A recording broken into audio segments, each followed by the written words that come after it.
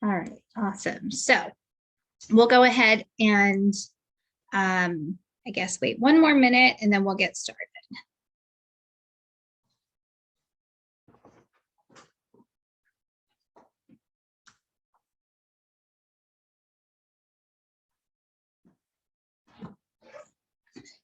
All right, I think we are good. People can just jump in where they jump in. So everybody's good today. Happy Monday. This is going to be a whirlwind week for me. Hopefully all of you that are back home and not in Texas can catch the live streams of all of the awesome mega camp information. I'm excited to be here. So hopefully you guys will be able to next time, or at least join us for family reunion in February. I wanted to jump back into the compliance, the command and DocuSign trainings that I used to do, because there's still some office specific things that I think are important for our agents to know. And I know that during the regional training that happens the first week of every month, there are some things that don't get touched on because there's just not enough time. So I want to make sure that we hit those as well. So I'm going to go through this fairly quickly because I think all of you have used DocuSign and command and compliance and or have attended the training once before with David and the regional team. So this isn't brand new to you. It's going to look very similar to the basic training that I used to do. And even when experienced agents would come through the basic training, there was still something that they learned that was going to make things easier for them. Okay, so if I have questions as we're going through, please just unmute and ask. If you have a specific situation that was in one opportunity of yours or one room of yours in DocuSign, then we can look at that after class if it was just related to one specific situation. But if it's something that happens all the time, then certainly unmute and ask, okay? So with that, I'm going to share my screen. And there we go. Can everybody see my screen? Yes, I can see it. Awesome, thank you. So I'm not going to show you how to create the opportunity because I think you know how to do that already, but I didn't want to go too far into the opportunity as I was showing this to you, because there's a couple of key pieces of information that I want to try to highlight as we're going through this. Sometimes the agents find that it's good to follow along in your own command while you're learning. I think because all of you have used command or been through the class already and used DocuSign or been through the class already, this time it might be good to just take some notes on things that might sound new to you or might sound like aha moments, if you will. So on this screen in particular, one of the things I want to highlight for you is the stage and the phase. Make sure that when you're working with the client, you have it in an active phase. It's really good to move it through the appropriate timelines on your dashboard, but at least have it in the active phase while you're working with the client.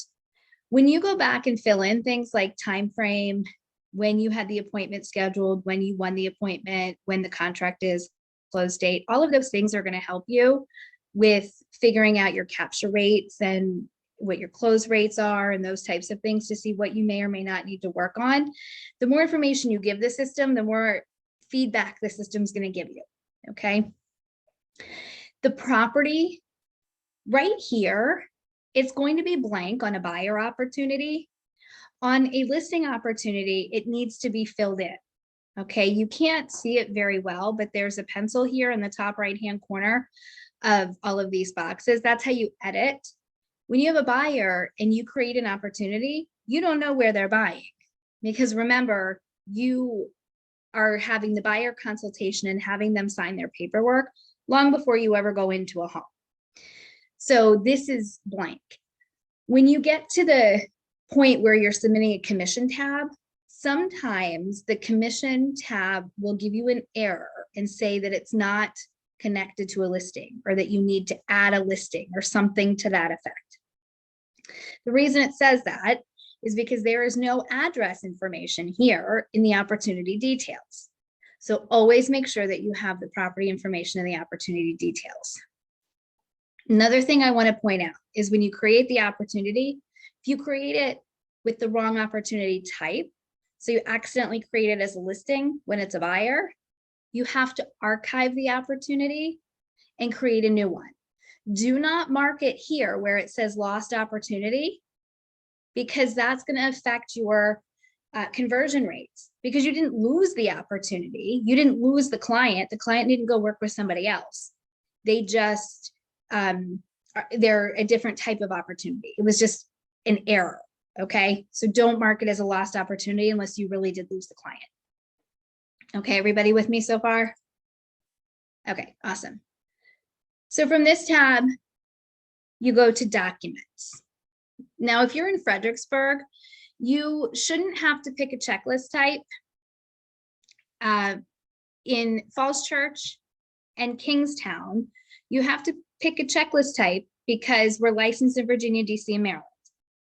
So the system wants to know, is this a Virginia buyer?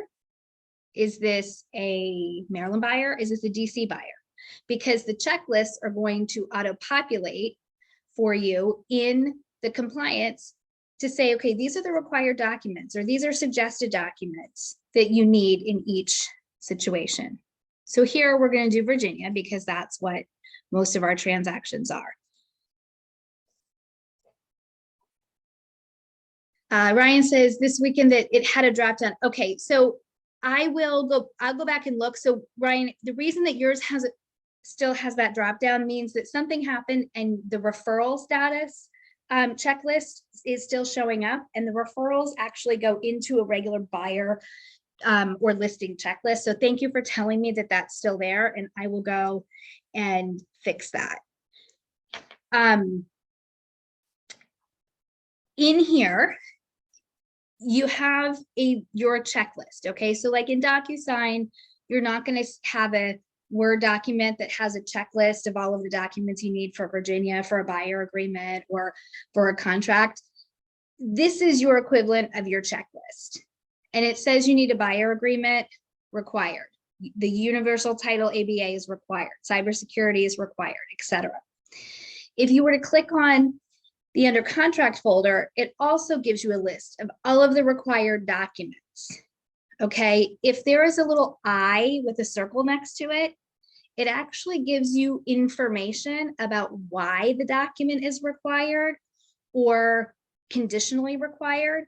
So as an example, the copy of the MLS listing says what the condition is. If the property was listed in the MLS, add the MLS listing here. So we ask for a copy of the MLS listing because that is how you get paid. Right? The listing brokerage is offering unilateral compensation to pay the buyer's agent to offset whatever is in the buyer consultation. If your buyer is making an offer on something that is not in the MLS, but listed with a brokerage, what would go here is a letter from the broker saying that they are offering co-broker compensation of a certain amount of money.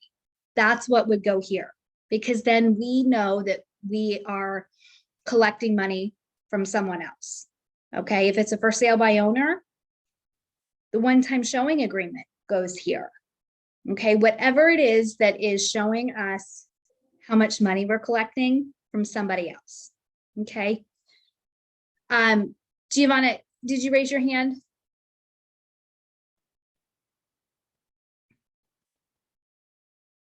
A question. Sure.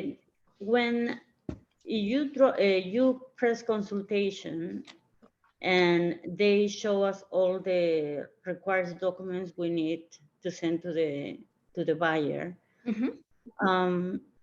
why automatically is not already when we get into the DocuSign?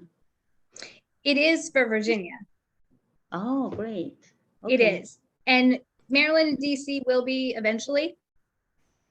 So here, your consultation folder, these little DS buttons next to it, what that means is that when you get to your room in DocuSign, those documents will automatically be in your room ready for you.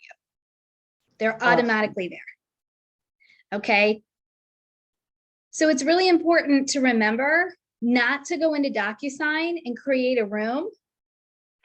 You want to let Command create the room for you in DocuSign, and that way they're connected. If you go into DocuSign and just create a new room, it's never going to be connected to Command.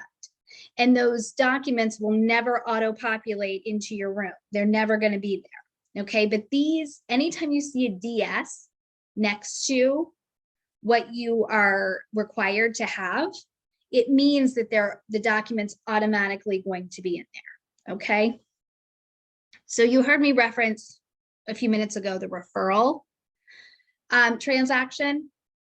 If you have a referral and you are the one receiving the referral commission, so you are in Virginia and you have a client moving to California, and the agent in California is going to be sending 25% of the commission to you. Okay, how do you get paid? What you do is you create a regular opportunity as a Virginia buyer or a Virginia listing, whatever the type of transaction it is. And then in the closed folder right here, you're going to see signed referral agreement. So what you do is you put the signed referral agreement here, and then you submit for review. Okay, that's how you document when you have sent a referral somewhere receiving the payment. This would referral that the signed agreement would go. Okay, does that make sense to everybody? There is not a separate type of opportunity for that. We just put it in a regular opportunity. Shannon, So, are we? yes. I'm sorry. Are we using the same form for receiving and giving the referral? Yes, it would be the same form. Yeah, but you're just, if you're giving the referral to someone else and you're collecting the money, then their broker signs it. I don't sign it. But if we're paying out the referral and we are working with the client, then I sign. All right, good question. All right, so now let's pop over into DocuSign. Actually, you know what? Before we do that, because I don't want to forget, right now, because of the type of market we're in, we're seeing contracts fall out, right? We're seeing buyers void on home inspections. We're seeing, you know, buyers get buyer remorse and they void on HOA docs before they get the HOA docs, or there's just a mutual consent for release, right, of the contract. So what do we do with that in that situation? In the under contract folder, down here where it says price or closing date change, you would upload, if you don't have anything in this checklist spot already, you would upload the release and notice to void documents together, combined as one PDF. And I'm going to show you how to do that in that checklist spot. Okay. And then you would submit for review. If you already have something that you've had to upload into this checklist spot, then what you do is you click on these three dots here, and you can add a document. And you just pull in the document, okay? And it will put it down here underneath the price change or closing date. Now, what I'm going to tell you is that there are a lot of agents that submit things in this folder that I don't need to see. So I don't need to see a HICRA. I don't need to see the home inspection. I don't need to see the appraisal contingency removal addendum. These are all things that are for your information. Those go here in the custom folder. The only things that I need to see in this section are things that affect whether it's going to closing or they affect the Alta statement. So if the price changes, if there's a closing cost credit, if you're correcting a name, if there's something I specifically have asked for when I return the ratified contract, those are all things that go here. Okay, but anything that you are uploading for record keeping purposes, which you should, they go here and add a new custom folder. You add the folder and then you add the documents to that folder.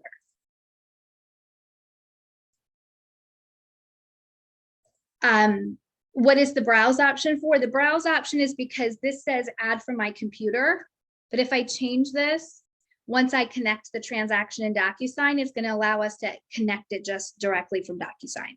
Okay, browse is how you find it on your computer. Thank you. You're welcome. So now, if you have a deal that falls apart, you've uploaded the notice to void and the release, and your client goes back out looking, you get a new contract. You do not replace the documents that are here in this folder. What you do is you click on this triangle here next to under contract, and you click add version. And when you click add version, this is doing is it's adding a new checklist. So you have the first layer is the old contract and all of the documents that went with it, because we're required by law to keep all of those documents. Then you get a new clean checklist that goes on top of it that you can toggle back and forth between. So you could say your new contract is whatever the address is, or you could just leave it with under contract version 2, or you could say new contract or whatever you want to say, right? You can type right here anything you want and click create version. So now you can toggle between. Can we put the new address? You could put the address right here. You would not create a new opportunity, and you would not replace the documents. Okay, you're still using the same opportunity because it's one opportunity per Alta statement. Okay, so no new opportunity because you still are going to have one Alta statement. Same thing with a listing. Buyer falls out, you get a new contract, you go in here, click the triangle, click add version, and you get the new contract or the new checklist to put the new contract documents in. Any questions on that?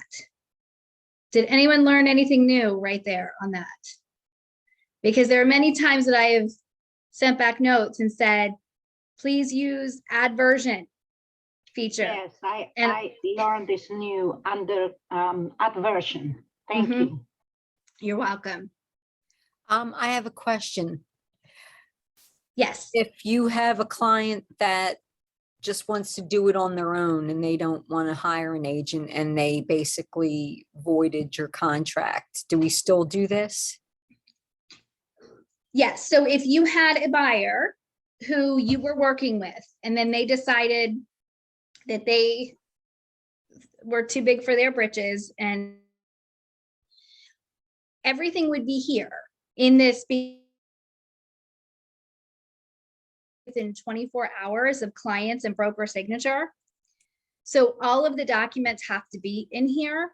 So whatever point down the road you part ways with your client, that's here. Now, right now, we don't have a document for buyer agency agreements to be canceled. So it's simply an email that goes between myself as the broker and the client that confirms that the agency agreement has been canceled.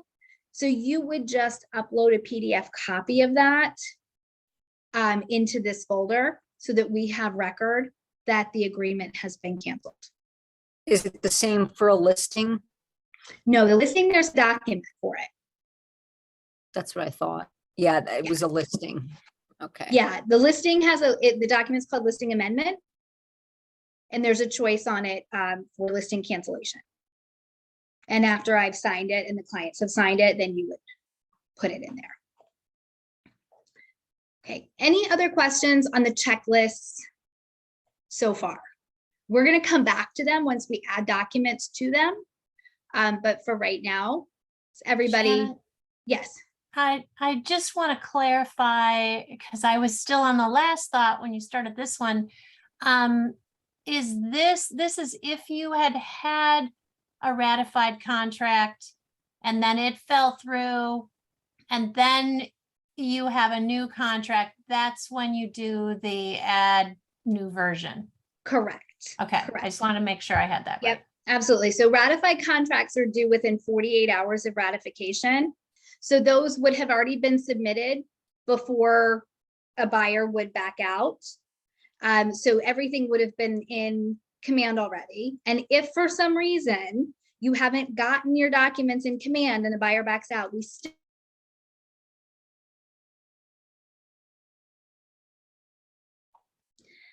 all right. So now what we're going to do is we're going to go to DocuSign. So how do we let command create our room in DocuSign? Well, what we do is we click the start a transaction button, and start a transaction will take us to DocuSign and open a room that has the same name as our opportunity. So what you guys can see here is my room name in DocuSign says Elizabeth Windsor, buyer class 822. And my opportunity says Elizabeth Windsor, buyer 822 class. So they're the same. Now, many of you who have taken classes with me before know that my classes used to be Grace Lillian as my client, but in honor of the fact that I got to go to the Queen's Jubilee this year, I changed my client's name to Elizabeth Windsor this year. Yes, Lauren, the Queen. Yes, exactly. So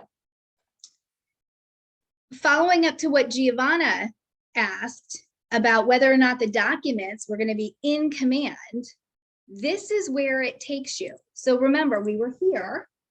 I clicked start a transaction, and automatically we are inside a room in command, and the 5 required documents are right here for you. You don't have to go look for them. Okay. It's a super nice feature that we offer now for the agents. So what do? Well, there's a couple of different things that you can do. One of the nice things that DocuSign has now is something that's called a template. The templates are autofill, right? It's not a template in the way that you would think you're just going to add the document and it's already going to be pre-filled. What happens is the document comes in and then you are going to click a button to pre-fill it with information that you have put into a template. So if you haven't set up a template, it can be a little tedious to go in and type all of the information into the document. So if I click on the exclusive right to represent agreement, what automatically should populate would be the client's name,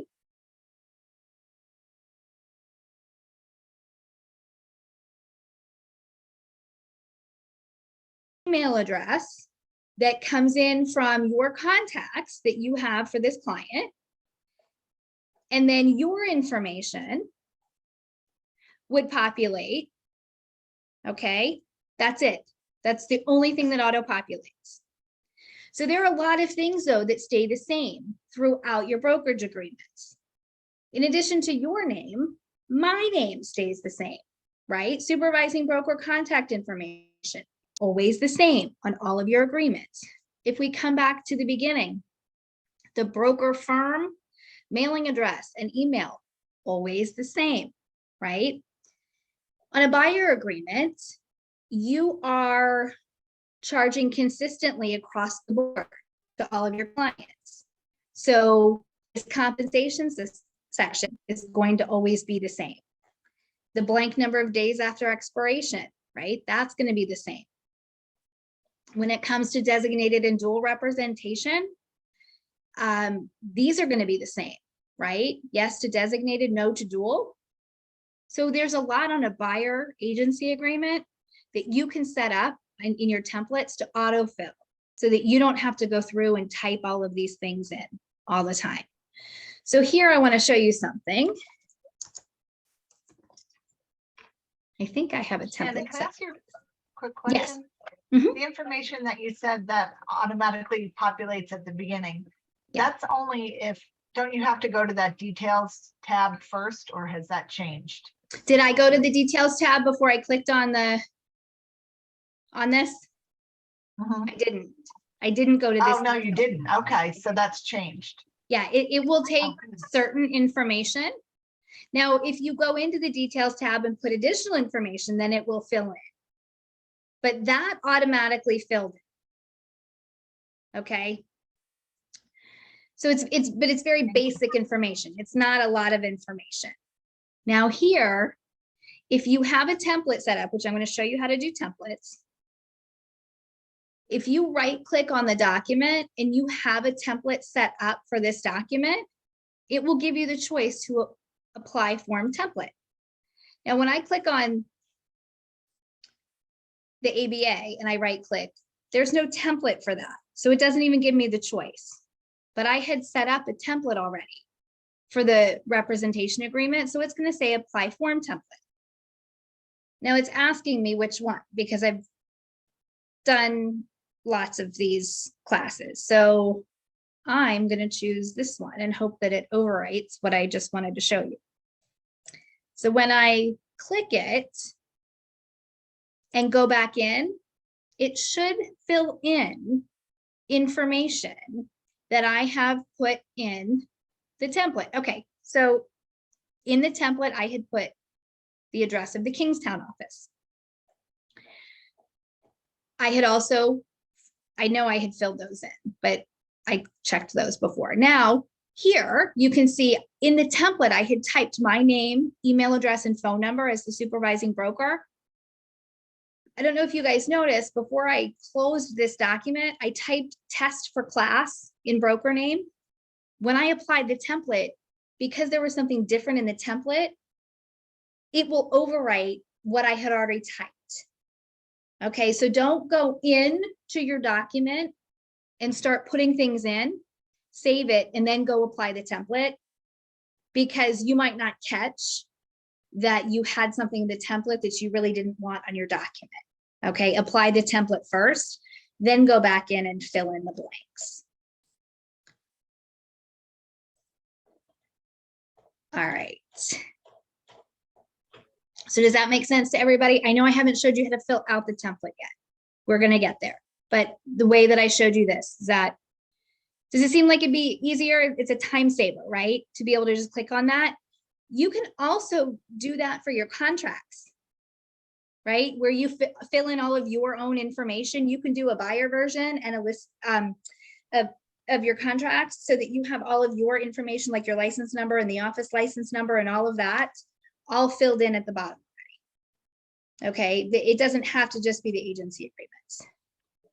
Hey, Shannon, that brings up a great point. I'm glad you covered that. I get the question a lot because it puts our broker address kind of squirrely at the bottom of the contract all the time. So if we just did a template and had the address typed out, as opposed to having to do a text box to make it clean each time, you could just put that in the template and then it would automatically have that address without it overwriting, right? It's still going to come out squirrely because of the size of the boxes. DocuSign's working to fix how they like to allow us as the user to be able to change the size of the boxes. Oh, okay, great. Thank you. Yep. All right. So now we have filled out our agency agreement, let's say. Okay. Now we're going to click on the other documents.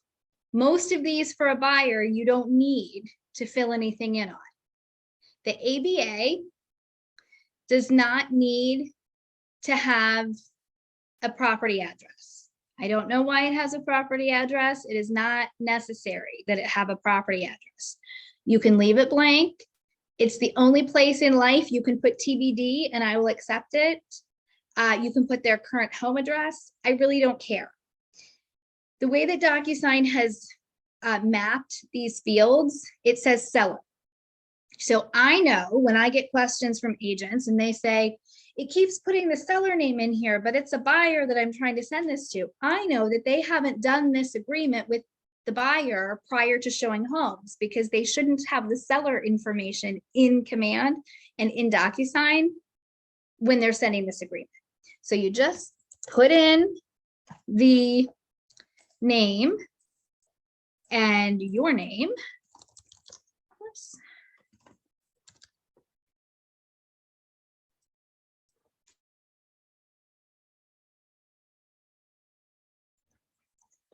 Okay. And save and close. The other documents don't need anything filled in on. So now you're going to send them for signatures.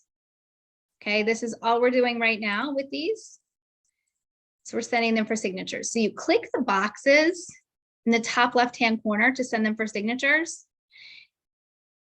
And then you click on this pen for create envelope. Now, what I'm going to tell you is in DocuSign, there are some things that you can accomplish in different ways. What I'm showing you is the best practice and the easiest way to do things. Okay, so as soon as we clicked on one of these boxes, this new toolbar came up. This toolbar is going to be important for a couple of different reasons. Right now, it's to create the envelope. So we click the pen and we create the envelope.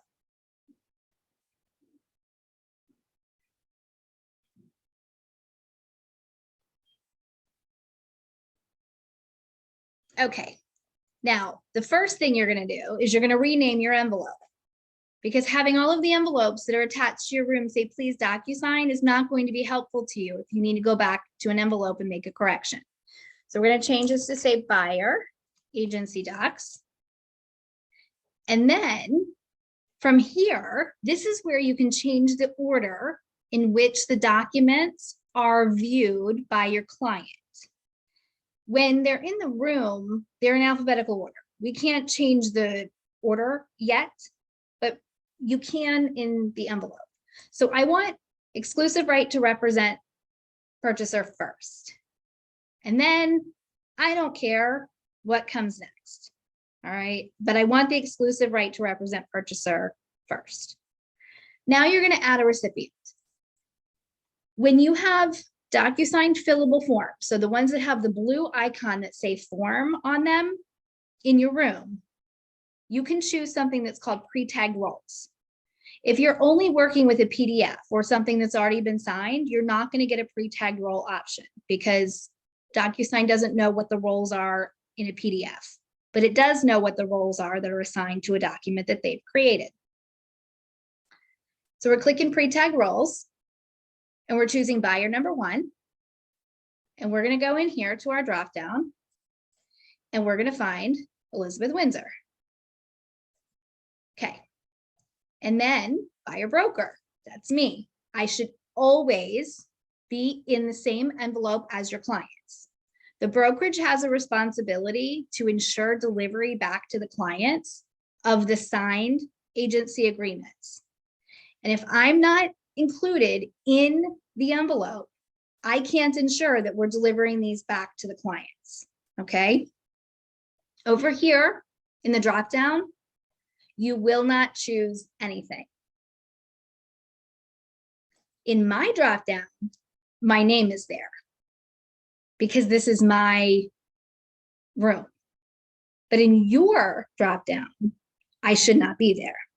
The only reason that I would be there is if you have added me to your room when you weren't supposed to. Okay.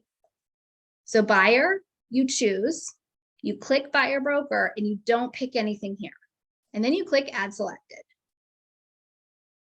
Now it tells you all kinds of things. It tells you who the client is, tells you what their email address is. Do they need to sign? There are some people that you add to an envelope that just need to receive a copy. Okay, so you're going to do CC receives a copy, and they're going to be in the signing order last. I will be the last person to sign always. I will never sign before your clients. It's just not going to happen. I will receive the envelope. I'll see nobody else has signed and I delete it. And then I wait for you to resend it to me.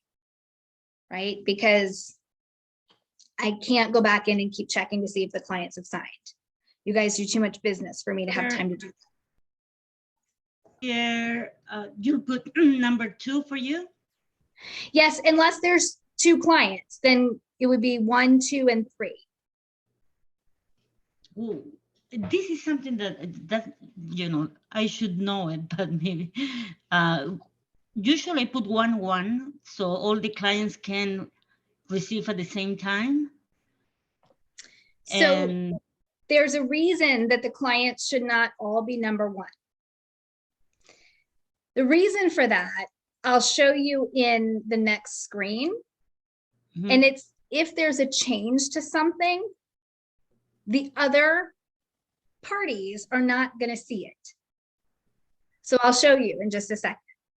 Okay. So no, that's fine. So once the number, so the only way that the number 2 can receive that is when the number 1 sign it. Correct. Okay. All right. So a couple of notes here. The email address that is attached to my DocuSign account is slauterstein@kw.com. My other email address that we communicate on regularly, the SML Homes, is not attached to my DocuSign account. So if you send me something to the SML Homes email address, I can still sign it, but there's no record of it later. And if you come and say, hey, you didn't sign my agreement, I can't go back into my DocuSign account and look for it to sign it because it's attached to a random DocuSign account that's out there that I don't have access to, okay? So slauterstein@kw.com. That's also the email address that you put on the agency agreements themselves, okay? Now, before we go to the next screen, how many of you have had, I'm scrolling through right now to look to see faces, and I see a lot of people that are off camera, so I won't know whether or not you answer the question. You guys know how I feel about being off camera. How many of you have had a trust or an LLC or an estate, and you've wanted to send something in DocuSign, and you don't know how to do that, or I've kicked back a document and said the signature is not valid? Have any of you had that happen? Yes. Okay. So if you haven't had that happen, you might someday. So let's prevent it. How do you do it? So let's say my client was the estate of Elizabeth Windsor. She's never going to die, so that's never going to happen. But let's just say.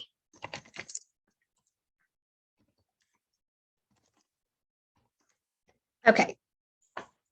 So this would be how your buyer agency agreement or listing agreement would look. It would say the seller or the buyer, right, is the legal entity, the estate of. This is how it's going to come through when you do your pre-tagged roles, because it's going to match whatever you have in the previous sections. But you want to send it out for signatures, and you don't want the signature to say the estate of Elizabeth Windsor, because an entity has no signing authority. It's just like when I sign on behalf of KW United, I don't sign KW United, I sign my name. Or if someone's going to the bank or signing a check on behalf of a business account, in the signature line, they don't just write the business name in cursive, they sign their own name. Okay, so it's the same concept. You just come here and you delete the name the way it came through and you change it. That's it. That's all. It's so easy. So easy.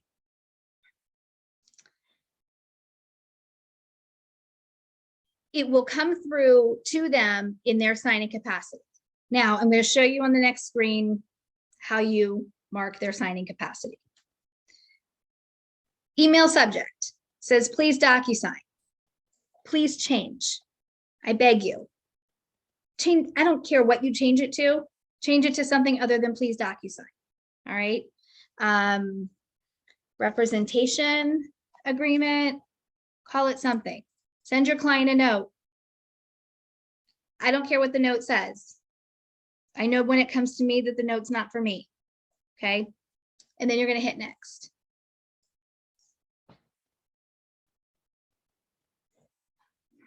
Shannon, just to remember, because the question comes up why we can't select you from the room.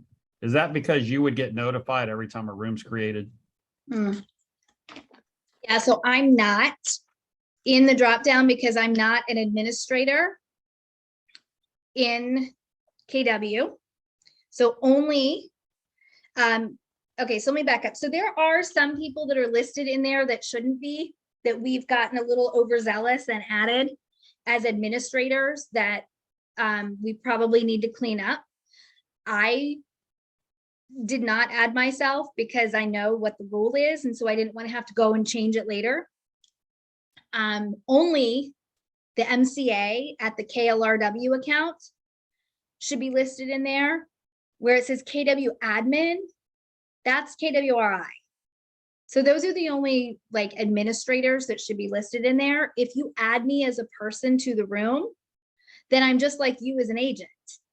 And I get every notification that happens, and I don't need to be a part of every room like that. I love all of you dearly. And if I really want to see what you're doing, I have ways. I don't need to be added to every room. Okay, so that is why. Yes. On that though, in the detail, I think it's in the details section at the very bottom of the details section.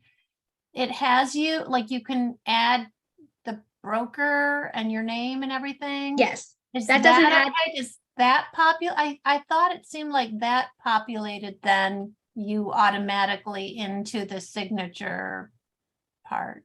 It doesn't put me in the signature part. That just Okay. populates me into that supervising broker section. Okay. Yeah. All right. Thanks. All right, so now we're in the part of the envelope where we're essentially looking at a PDF version of what we typed in the room. Okay, is everybody with me on that? This is a like a stagnant copy of the document. So what do we do in here? Well, in here, if it's a buyer representation agreement, the only thing that we should be doing is looking to see whether everything that we typed is correct, that nothing needs to be changed. Anything that was having pre-tagged roles actually has the signatures already filled in. So here, remember, for those of you that have attended with me before, I suggest always moving over the signature line when the date is to the left because the date is so long.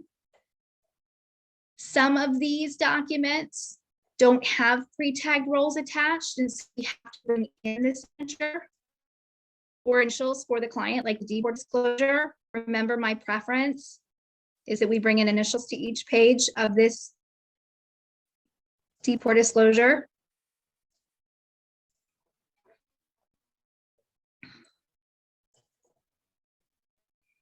Okay, remember, this was tagged to the seller, so we would have to add a buyer.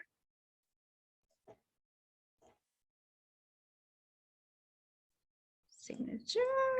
Okay, now let's say this was a contract. Okay, and you're the listing agent and you need to make a correction to the contract, or you're doing a counteroffer. The way that you would do a counteroffer is over here on the left-hand side, this little pen, you click it, and there's a line button.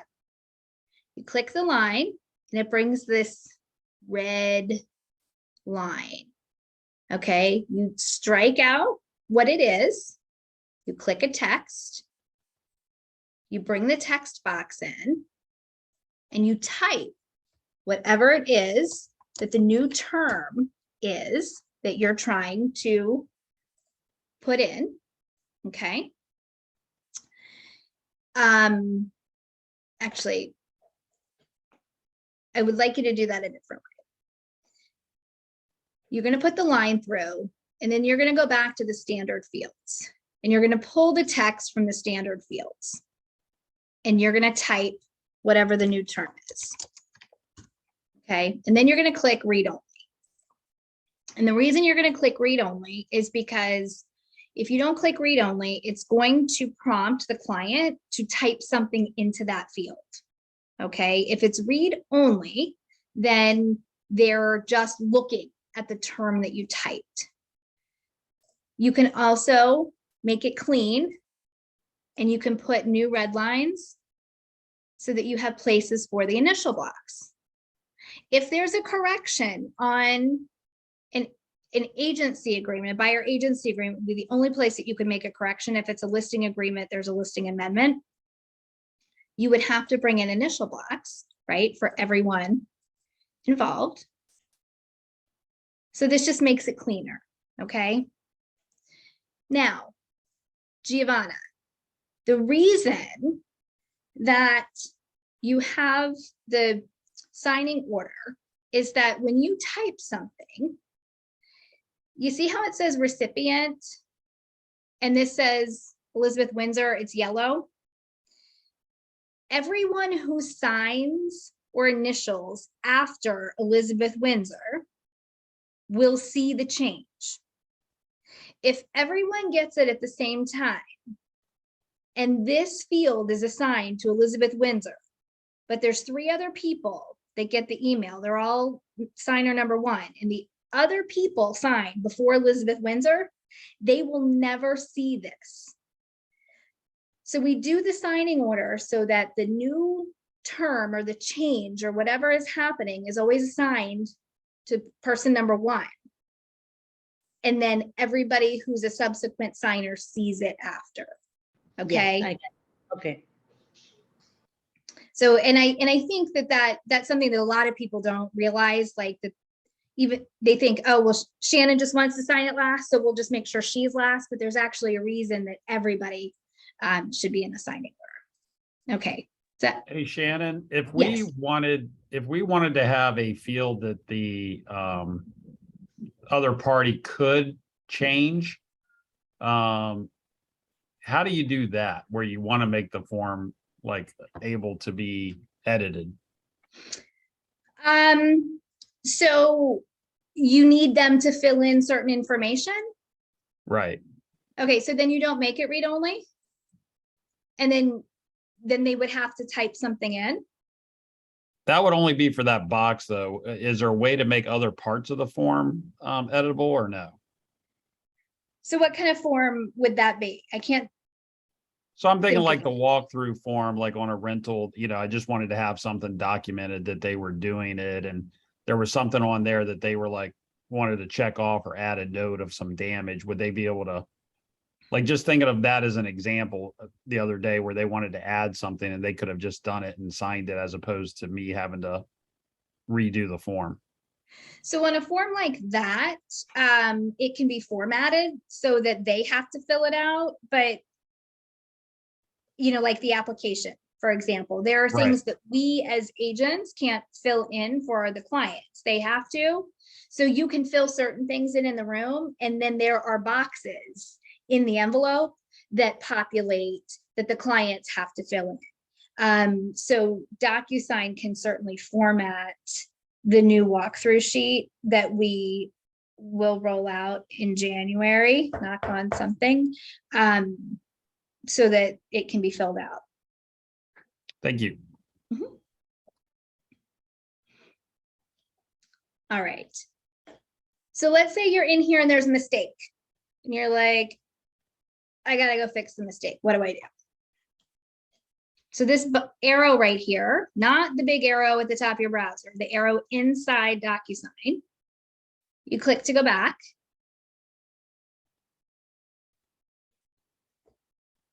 And it takes you to the room. I'm sorry, to the envelope data information.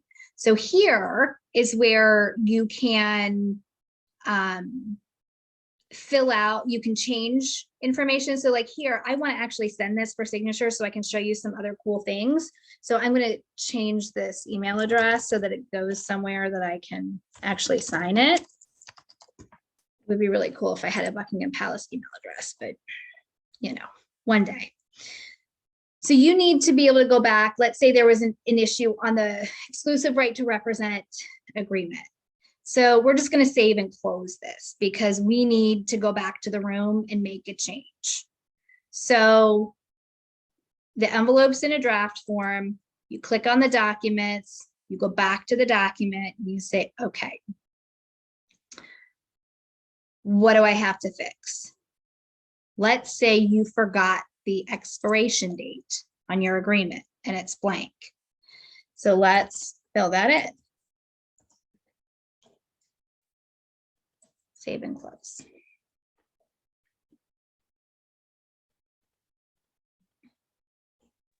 Shannon, Yes. what would be the difference if you catch that when you're in the envelope versus putting a text box in versus going back and editing? What's the difference? How clean it looks. Okay, it's more for. And if you add a text box in, the envelope, I can tell you've edited the document in the envelope, and someone else might be able to tell that you've edited the document in the envelope, and you should have an initial block for me and the clients because you've made a change. It could cause questions. Correct. It's going to look different when you do that. So I apologize, the resolution on my screen, I forgot to call my husband this morning, who's my tech support, to remind me how to fix it. But hopefully you can see now that this says 12/31/2022, where before it was blank. Okay, so you don't have to bring in you don't have to like delete it like we used to. You used to have to delete the document and then click room docs and bring the document back in. I made the correction and then went back into the envelope. Because we hadn't sent the envelope yet, no one had opened the envelope, it was still in draft format. You can do that. So now I'm going to click next. Actually, another question. Yes. So let's say if in this case the buyer has a sign already and there is something that we forget to do it. In this case, what we should do? We should save as PDF, put back again on documents, and then do the change, let them initial, and then send to you. So there are some times that I will sign a document and then send you an email and say, hey, Veronica, I signed your document, but you were missing XYZ, right? If it's a buyer agreement, you can fill it in, have the client and me initial. If it's a listing agreement, then you would have a listing amendment signed if I've signed the document. Otherwise, you just need to correct the document and have me and the client sign again. If the client they already signed and you reject the document because something I miss, then I go back again, save as a PDF, do the change because they already signed. No, so here's the thing. If the client signed and I reject the document, yes, if it was done properly and I was in the same envelope as the client, yes, you won't be able to grab that document. Because the whole envelope will then have been voided. So you won't be able to grab a PDF that has the client's signature on it. So how do you do it? You just fix the document in the room like I just did, and then resend it for signature. Okay. Hey, Shannon, do you want to comment on what you just did there too? Because I've been teaching everyone, you have to, when you make a change, you have to reorder your documents. Yeah, so what just happened is it looked like it was in the same order. And when I got in here into this screen, it wasn't. So what I did was I just outsmarted DocuSign and I clicked back and I said, okay. And I moved it here and then I moved it back. So it thought I was reordering the documents.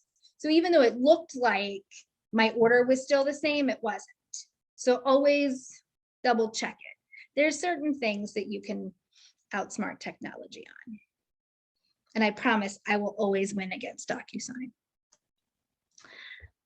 All right, so now we're ready, if you will, right? I'm not filling out the whole agreement, but we're ready enough that I'm going to send it for signatures. So it's going to go to the client and to me as the broker.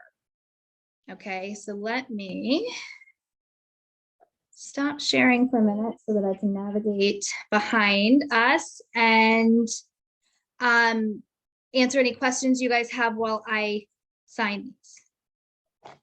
Any questions? I have one, Okay, but it's back a ways. Do you want That's okay. me? Okay. go ahead. You talked about making or the templates, but how do you make the template? Oh, Like- yeah, so we're gonna get to that. Oh, okay. yeah, I haven't- thought I missed it somehow. Nope, you have not missed it. I have not shown you yet. And just a reminder, Shannon, I think too, you were going to show us how to make sure we sign the power of attorney correctly. You showed us how to change the name so it would go to the person, but I think you were going to show us on the form how you get the signature as well. Yes, that would, yeah, I can show you. Thank you. I'll open the document real quick and show you. All right. Let's share again.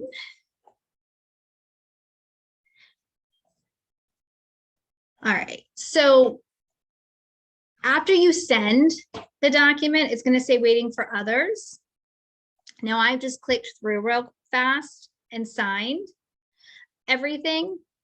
It takes DocuSign a minute to catch up, but basically what it says is it's at Elizabeth Windsor, and after Elizabeth Windsor signs, then it's going to come to the broker. Okay. Now I can view the documents.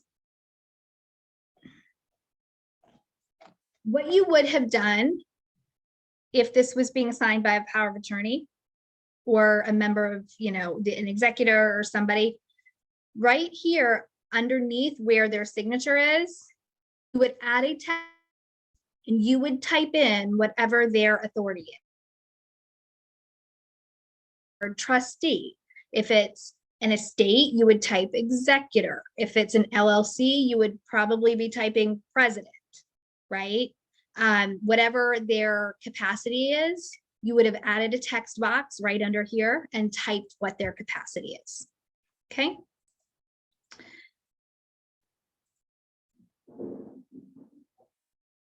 All right, buyer agency docs complete.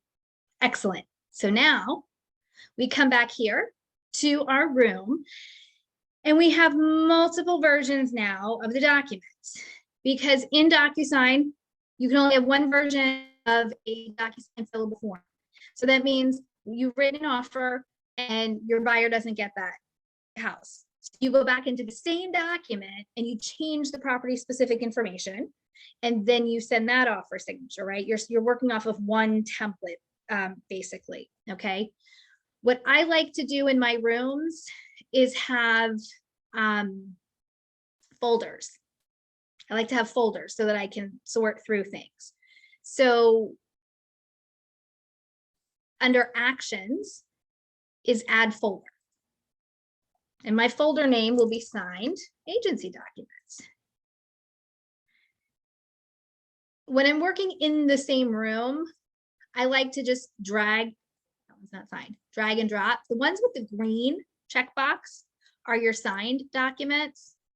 So I'm just going to move my signed documents up here to cannot make this small enough. It won't scroll with me. Okay.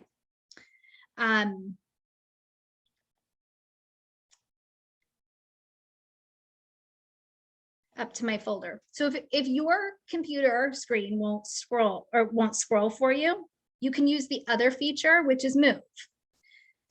So up here, that toolbar that I told you was going to be important because it does lots of things. After you check the box, you can click move. So when you click move, it says select a destination. So it can be another folder in a current room. So I click that. Where do I want to put it? Find agency docs. Awesome. Move it for me. Perfect. Now they're all together. So this is a way that I can then easily see what I'm working with. I can easily pull things into command. I can combine things. I do this if I'm working with a client who has to make multiple offers on different properties. I have a folder for each property. It's much easier that way, okay? Let me show you guys how to pull this into command, and then we'll do templates and some other features that DocuSign has, okay? So now that your documents are signed, everyone has signed the documents, you have to submit these for compliance review. So I'm going to click back over to command. All right, did everybody see my screen go back to command? Okay, so now that we have connected a transaction, we can see that instead of it saying attach files from my computer manually, it says attach files from DocuSign. Yes, I want to attach files from DocuSign. Okay. Now it wants to know what folder are those documents in that you're going to attach from. Are they in your room docs folder, which is the folder where everything goes when you're adding something into DocuSign for the first time, or is it in your signed agency docs folder? Well, it's in my signed agency docs folder. Excellent. So now I can click and say, which document am I attaching where? Exclusive right to represent buyer. Perfect. UTABA. Cybersecurity. Useful information. DPOR. Awesome. And then I submit to Market Center for review. When you click that, it says, are you sure you want to submit? It's asking you, are you sure you're submitting the correct documents? You can always click on these documents and double check before you submit them. I don't like looking at documents more than once. So you can always click and make sure you added the right document and that it's signed, right? So submit for review. And now this will say submit. Okay, super easy. Now let's go back to DocuSign. So here, I'd like to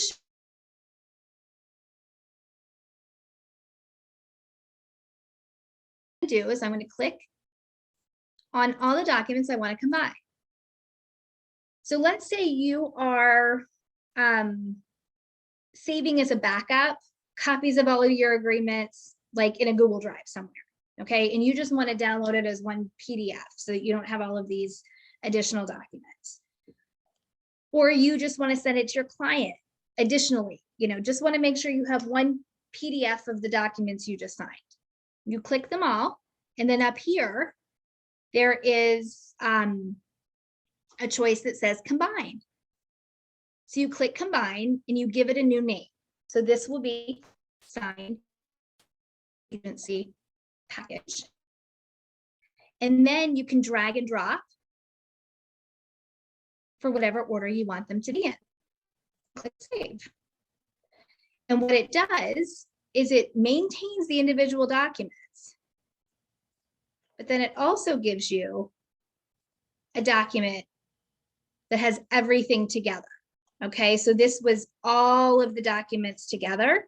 This is how you would do it for an offer that you're sending out. Okay, you're going to put it all together in one PDF. You're not going to send individual documents to a listing agent. You're going to put it in one PDF before you send it.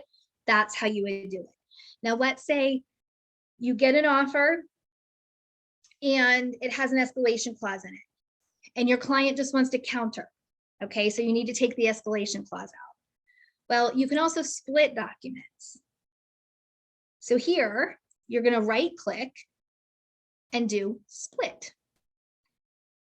And then you can tell it which documents you're splitting apart. So if it's in the middle, it's a little harder than if it's at the end, right? It's a little more time consuming. But if it was in the middle, you would just do documents. Let's see, I would just say first half. of offer, right? And it's going to be pages 1 through 5. And then to remove, it's going to be page 6. And then 7 through 15, right? 7 through 15. So now you have these 3 separate documents.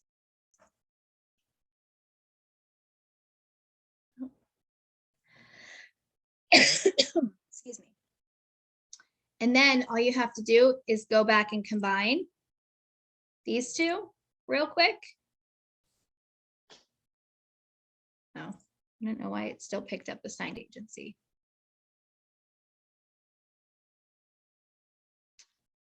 I don't want the signed agency. I just want first half and second half. Go back and combine them. There you go.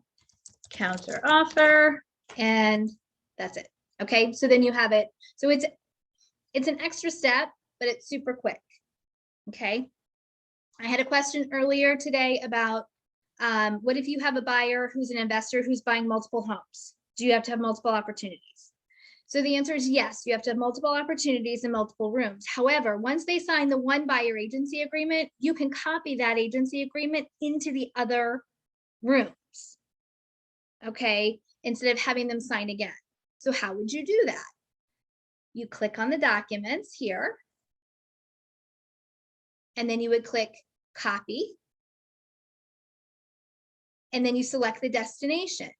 So is this going to be another room? It is. And then you tell it where you want it to go. So let's find one of my old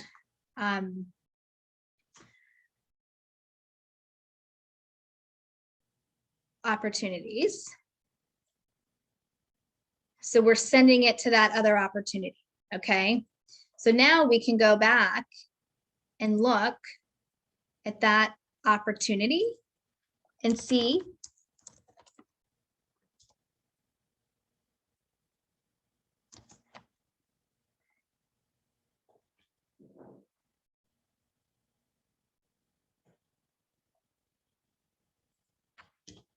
that it sent those documents over.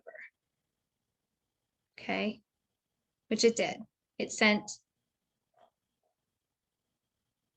the documents.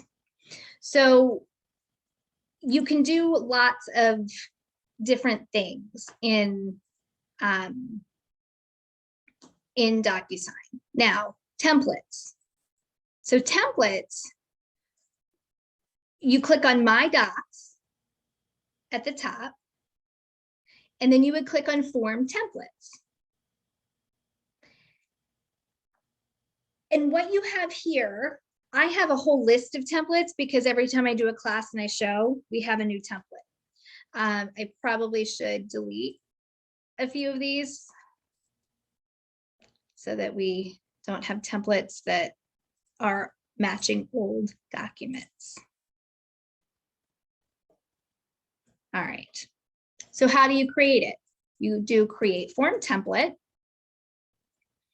and then it's going to take you to what our old pop-up looked like, where it says choose the form library and then choose your document.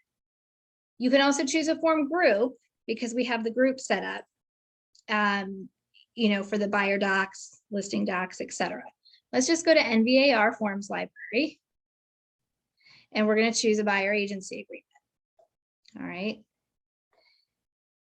Exclusive right to represent buyer agreement. Excellent. Now what it does is it pops up the document, okay, just like when we were in the room, and it says, okay, fill out the document. How do you want the autofill information to look? The first thing that I do though is I click this pencil up at the top and I change the name. So you can call it whatever you want. I'm going to call it class 822.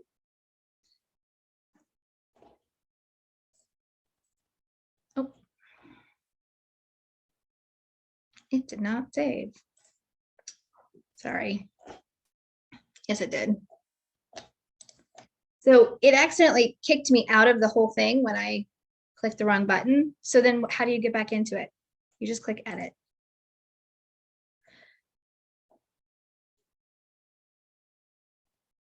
So if you realize you messed something up, you just go back in and click edit. So now, how do I want it to look? Well, the brokerage name is always going to be the same.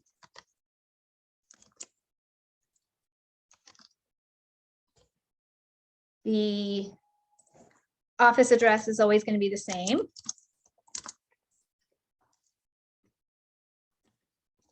Of course, I could fill out a lot more, but I won't.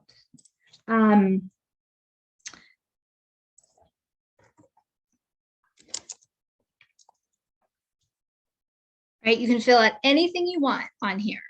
Consents to designated, does not consent to dual. You fill out all of your information, fill out my information, and click save and close.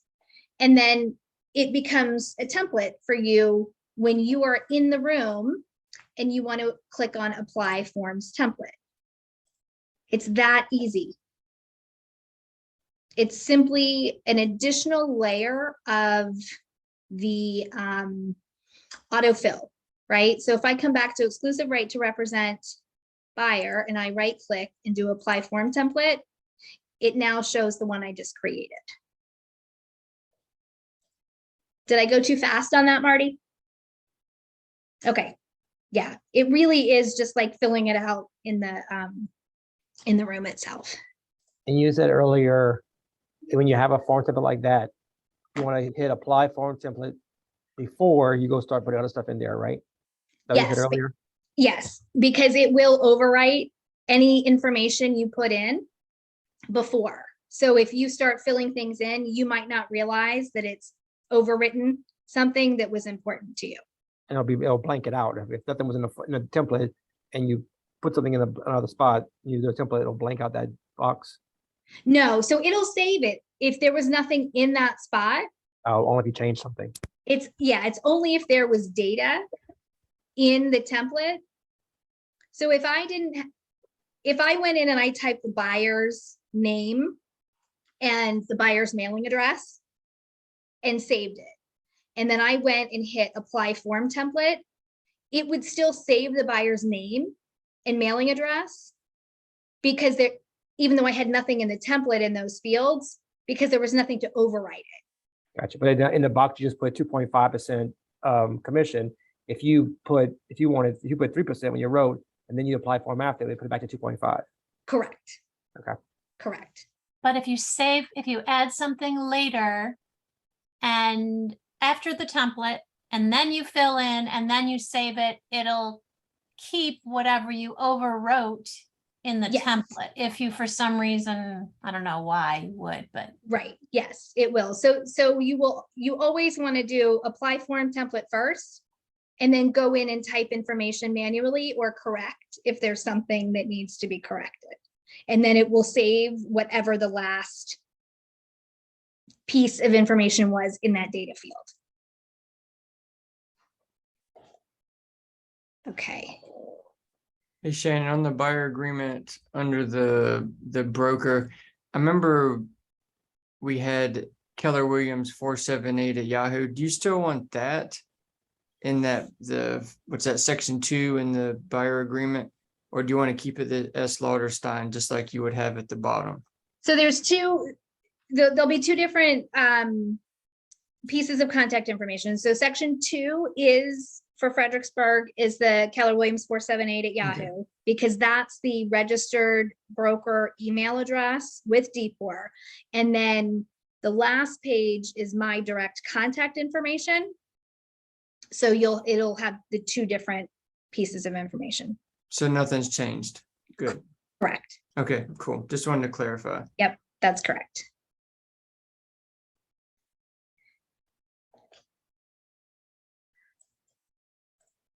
All right. Other questions, comments, concerns? Did anybody learn anything? I learned a bunch of new things, including that if I understood you right, you send a copy of the signed agreements to the clients. Is that right? Kind of. If I'm in the envelope with the clients, then DocuSign will automatically send the fully signed agreement. I had no idea, so I've been wasting time sending those to my clients myself. Yeah, if you put me in separately, like if you have your client sign and then you go through the extra step of putting it back in, then I don't send. Okay. One other question you talked about, if a buyer is going to make a second offer, you talked about clicking on that triangle to create a new version. Yes. Will we still be doing it the way you said, where we edit the first offer, or will we be creating a new offer in that case? Okay, so those are two separate things. So the triangle for the add a version is for ratified contracts only, and that's in command. So let me pull it back up. Okay, so if the deal didn't go through, we don't use that. Correct. If there was never a ratified contract, then I don't need to see it. I only need it in command if it was ratified. And so the only time that you would use this triangle right here is if it was ratified and then released. When you have a buyer who writes an offer and it doesn't ever get accepted, you would just go back into the same DocuSign form, change the property information, and then once they get ratified, then you would put it into command, but you wouldn't have the versions to worry about. Got it. Thank you.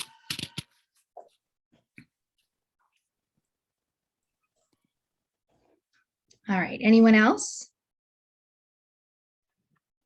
I don't know why I didn't connect it before using the pre-tagged where their names would pop into the signature lines. I've done it for so long, like when dot loop, but then like whenever it switched, my brain never connected to that was the little thing you do. So Yes. thanks. Yes, good. I am glad. I just saved you a lot of time.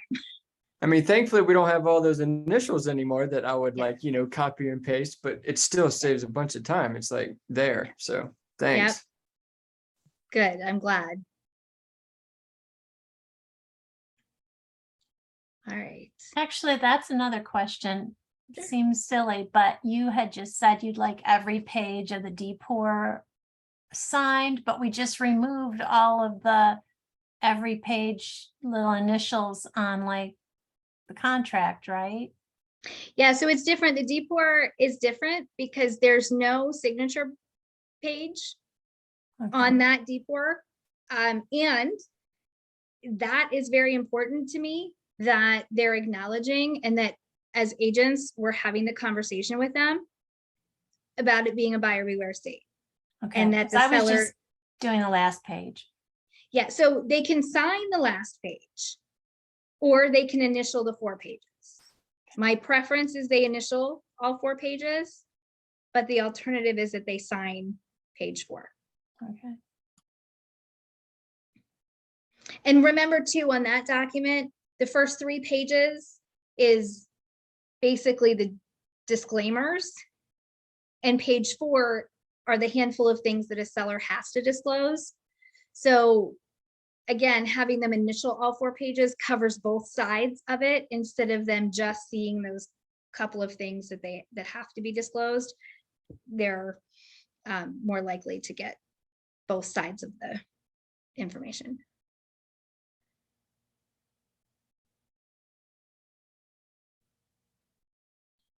But yes, do not add initial blocks to buyer agency agreements or listing agreements or contracts where they have been removed. I know who has and has not come to training when I see that. All right. If there aren't any questions or heartburn issues at the moment, I'm going to let you guys go. I hope it was well worth your time. I hope all of you come into your respective market centers tomorrow and Wednesday for the live streams. If you have not ever attended or seen and listened to Gary Keller, Jay Papazan, Jason Abrams, he's my favorite. You don't know what you're missing. Please, please, please make time to attend. You will not regret it. I promise. Thank you, Shannon. That was amazing.